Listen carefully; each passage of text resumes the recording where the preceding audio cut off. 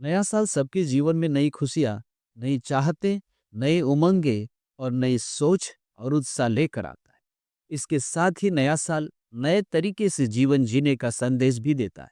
नया साल पर लोग अपने मन के अंदर से नेगेटिव इमोशन को खत्म करके एक नए सिरे से नई और पॉजिटिव सोच के साथ अपनी जिंदगी में आगे बढ़ते हैं। क्योंकि इंसान पॉजिटिव सोच के साथ ही सफल जीवन का निर्वाह कर सकता है। वही एक सफल और कामयाब इंसान के पीछे उसकी पॉजिटिव सोच ही होती है। हेलो नमस्कार दोस्तों। 2024 खत्म होने को है और दुनिया भर में पहली जनवरी को नए साल का जश्न मनाया जाएगा। लेकिन क्या कभी आपने सोचा है कि आखिर जनवरी को ही पहला महीना क्यों माना जाता है और 1 जनवरी से ही नए साल की शुरुआत क्यों होती है? दरअसल रोमन कैलेंडर के मुताबिक जनवरी साल का पहला महीना है। इस कैलेंडर को रोमन सम्राट जूलियस सीजर ने 2000 साल पहले शुरू किया था। लेकिन इसका श्रेय सिर्फ जूलियस सीजर को देना सही नहीं होगा, क्योंकि इसके पीछे हजारों साल पुरानी कहानी है। तो आइए जानते हैं इसके पीछे की कहानी। आज से लगभग 45 ईसा पूर्व यानी कि बिफोर क्राइस्ट रोमन सम्राट ने शुरू किया था नया कैलेंडर। रोमन साम्राज्य में नया कैलेंडर का चलन था। जूलियस सीजर से पहले रोम के सम्राट थे नुमा पोम्पुलस। नुमा के समय जो कैलेंडर था वह 10 महीने का था, क्योंकि उस वक्त एक साल को लगभग 310 दिन का माना जाता था। तब एक हफ्ता भी 8 दिनों का माना जाता था। नुमा ने ही मार्च की बजाय जनवरी को पहला महीना माना। जनवरी नाम रोमन देवता जेनस के नाम पर रखा गया। मान्यता है कि जेनस के 2 मुंह हुआ करते थे।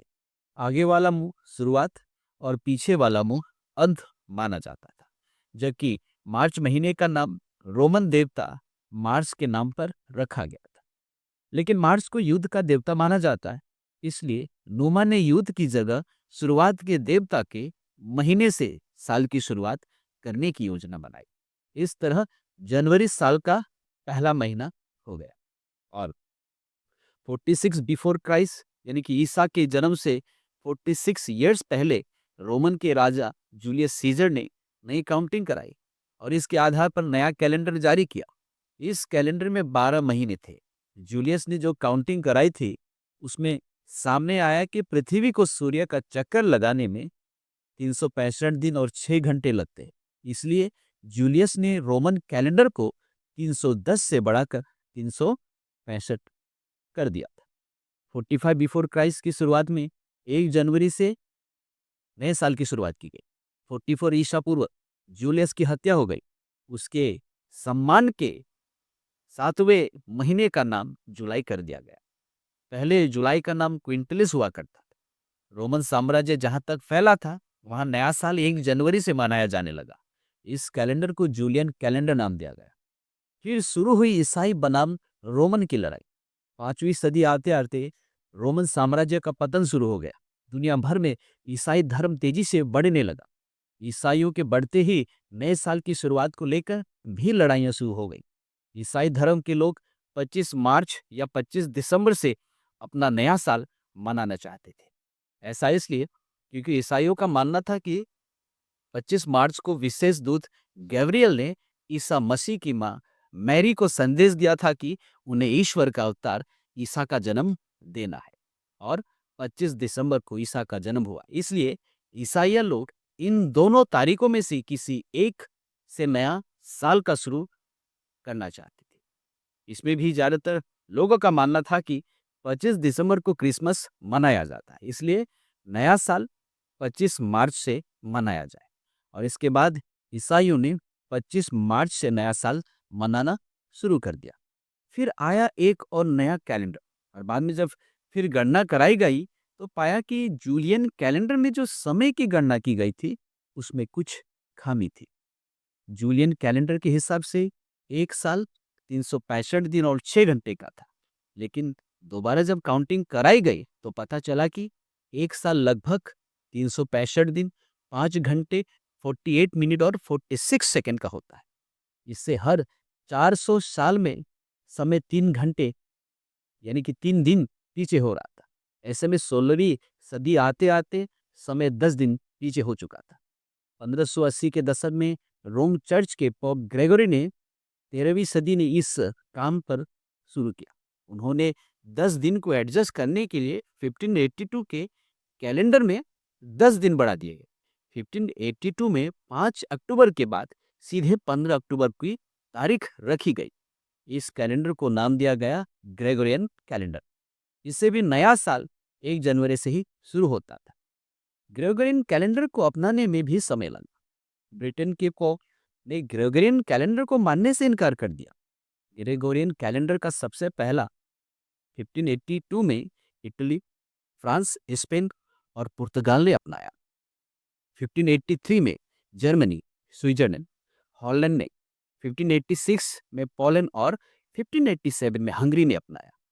चीन यानी कि चाइना ने 1912, रशिया ने 1917 और जापान ने 1972 में इस कैलेंडर को अपनाया।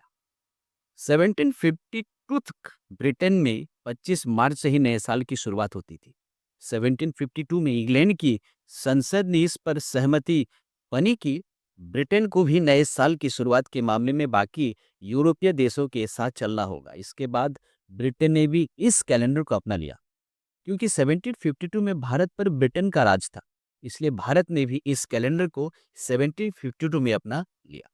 भारत में अलग अलग राज्यों में अलग अलग दिन से शुरू होता है नए साल की शुरुआत। आज लगभग सभी देशों में 1 जनवरी से ही नए साल की शुरुआत होती है, लेकिन कुछ देशों में आज भी 1 जनवरी से नए साल की शुरुआत नहीं मानी जाती। भारत में अलग अलग राज्य में अलग अलग दिन में नए साल की शुरुआत होती है। मराठी घोड़ी पड़ाव पर तो गुजराती दीपावली पर नए साल मनाते हैं और हिंदू कैलेंडर में चैत्र महीने की पहली तारीख से नए साल मनाया जाता है। अब ज्यादातर लोगों के मन में यह सवाल है कि आखिर फरवरी का महीना 28 या 29 दिन का ही क्यों होता है? तो इसके पीछे एक रोचक कहानी है। रोमन किंग न्यूमा पोम्पुलियस का हाथ है। जी हाँ, हम जो कैलेंडर यूज करते हैं वो रोमन कैलेंडर पर आधारित है। पुराने रोमन कैलेंडर में एक साल में सिर्फ 10 महीने हुआ करते थे, जिसमें 304 दिन शामिल थे। लेकिन बाद में इसमें 2 और महीने जोड़ दिए गए, जिनका नाम जनवरी और फरवरी रखा गया। ऐसा करने से पूरा साल 12 महीने का हो गया।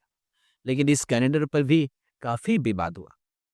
लेकिन और क्योंकि इस कैलेंडर के अनुसार त्योहार सही समय पर नहीं आ पा रहे थे, इसके बाद इसमें काफी बदलाव किए गए। इस बदलाव में फरवरी में 2 दिन कम कर दिए गए, जिसके कारण साल में 365 दिन तय हो गए। यह कैलेंडर पृथ्वी और सूर्य की परिक्रमा के अनुसार बनाया गया, क्योंकि पृथ्वी को सूर्य का चक्कर लगाने में 365 दिन और 6 घंटे का समय लगता है। ऐसे में हर साल 6 घंटे एक्स्ट्रा बच जाते हैं, जो 4 साल बाद 24 घंटे यानी 1 दिन में बदल जाता है। तो इसी वजह से फरवरी महीने में 28 या तो 29 दिन होते हैं। बताया जाता है कि रोमन शासक जूलियस सीजर ने कैलेंडर में बदलाव किया। सीजर ने ही 1 जनवरी से नए साल की शुरुआत की थी। जूलियस द्वारा कैलेंडर में बदलाव करने के बाद साल में 12 महीने हो गए। जूलियस सीजर ने खगोलवादियों से मुलाकात की, जिसके बाद पता चला कि धरती 365 दिन और 6 घंटे सूर्य की परिक्रमा करती है। और इसको देखते हुए जूलियस कैलेंडर में साल में 365 दिन कर दिया गया। पोप ग्रेगोरी ने साल 1582 में यानी कि 1582 में जूलियन कैलेंडर में लीप ईयर को लेकर गलती खोजी। उस समय के मशहूर धर्मगुरु सेंट विड ने बताया कि एक साल में 365 दिन, 5 घंटे और 46 सेकंड होते हैं। इसके बाद रोमन कैलेंडर में बदलाव किया गया और नया कैलेंडर बनाया गया और तब से ही 1 जनवरी को हम नए साल मनाने लगे। उम्मीद करता हूं कि आपको आज का ये वीडियो पसंद आया होगा। अगर पसंद आए हो तो कृपया मेरे इस चैनल को लाइक, शेयर करें और बहुत ज़्यादा पसंद आया हो तो इस चैनल को सब्सक्राइब करें। बहुत जल्दी एक और नई वीडियो के साथ आपसे मिलेंगे। तब तक के लिए अपना ख्याल रखिएगा। बहुत बहुत धन्यवाद।